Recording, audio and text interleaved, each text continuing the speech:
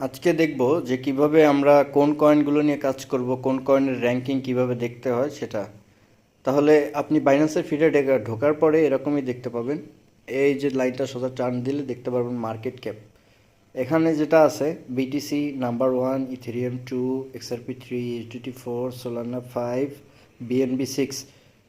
এই যে যেটা আছে র্যাঙ্কিং অনুযায়ী এটা হলো সারিবদ্ধভাবে।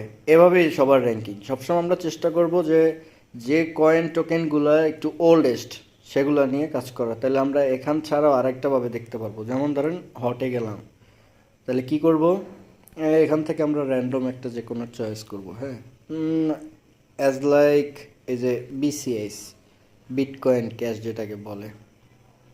ইনফোতে চলে যাব। ইনফোতে যাওয়ার পরে এটার কিন্তু সর্বনিম্ন লো হিট করছিল 2018 সালে $75। তাহলে এটা একটা অনেক ওল্ড কয়েন।